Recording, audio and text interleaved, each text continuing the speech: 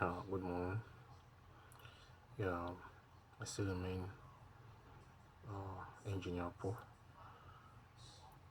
If you have not been following me, kindly subscribe to my YouTube channel, Paul Joseph 2776, or follow me on my Instagram page and my Facebook.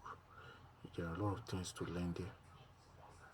Today, I'll be putting you through some basic voltages that need to be present on a motherboard for it to function effectively.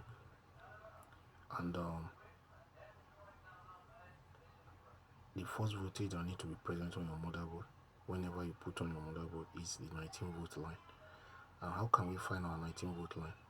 Our 19-volt line is the part where you connect your charger to your socket, and the power that comes into your motherboard, the first power that passes through your power jack on the motherboard is your 19-volt line.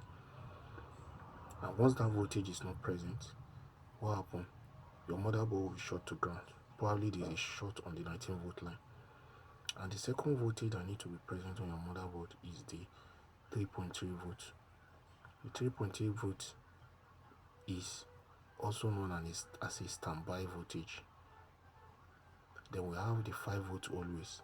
The 5 volts always is always on whenever you trigger or you press down your power switch. Your 5 volt always will be on.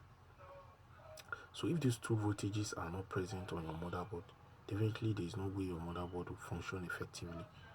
So it's always advisable as a technician to first of all check whenever a system is brought to you for repair. First of all, check all the voltage requirements before you can proceed, because they are the basic voltage requirements that need to be present on your motherboard before you can start any further troubleshooting. Because if those voltages are not present, you cannot go for further troubleshooting, because there are other voltages that need to be present. But the basic ones that will make your system function effectively are the 5 volts, 3.3 volts, 19 volts line. So those are the basic ones that need to be present on your motherboard.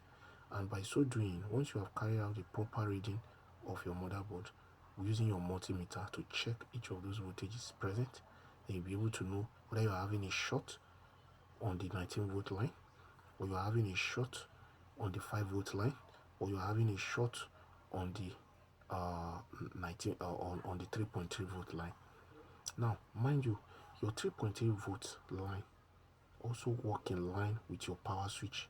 When you carry out a reading using your multimeter to check your power switch, you discover that under your power switch, your 3.3 volts has to be present on the power switch.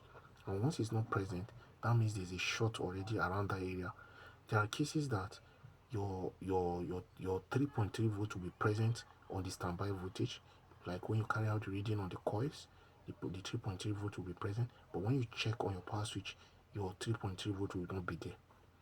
In that case, it's kind of tricky. In that case, what you need to do is to carry out a jumper from your 3.3 volt, ensure that you supply the 3.3 volt to this power switch. By so doing, your system will turn on. And there are cases that your 5 volt IC, probably there's a short around your 5 volt line, which is when you carry out the reading on the coils on the 5 volt line, it will not be present. And when you read some of the FETs that is around that area, maybe one of the FETs is short to ground, is not crossing to the other side, then it's advisable to replace the what is it called, the FET. When you replace the FET, definitely the voltage will be present, because the essence of that MOSFET is just to switch. The presence of the MOSFET on that particular area is to switch. So its function is to switch the voltage, allow the voltage to switch and cross to the other parts. And when you carry out the readings and the voltage is there, sometimes in some cases the voltage may be present, but it is not crossing to the other end. Because if you have 4 pins on your MOSFET, now if the voltage 19 volt is present on your drain and it's not crossing to the other side of the drain, what will happen? There will be a short on that switch, or your gate voltage is missing. sometimes your gate voltage may be missing. So they show that there's a malfunction on the what, on the MOSFET. So the best thing you can do is to replace that MOSFET. If you have the number, the correct actual number of that MOSFET, you can replace it with another working MOSFET. So those are the basic voltage requirement that you need to go through whenever you are carrying out a repair on your motherboard. Because in some cases, you'll find out that those voltages are always the major issue you have whenever you try to fix your motherboard. But some engineers, whenever you bring your laptop for repair, maybe they have some blinks, because at times those voltages may not be present, but what you'll be getting as it blinks on your keyboard, on your caps lock, may look similar to what is looking like a BIOS issue, and it may not be a BIOS issue. It may just be a misplaced or a missing voltage. It may just be a missing voltage that is making it not to come on. But by the time you now carry out your proper reading and you are able to find out what the problem is, then it will enable you to carry out further troubleshooting. And this can only be successful when you are using a schematics, because most engineers don't make use of schematics to carry out diagnosis on their motherboard. If you are making use of schematics, though there are cases that you may not really need schematics, because it's not all systems that have schematics. Some don't have schematic, some have data sheet, some don't have, some have board view, some don't have. But if you have those materials available, it will always give you a guide on what you are looking for.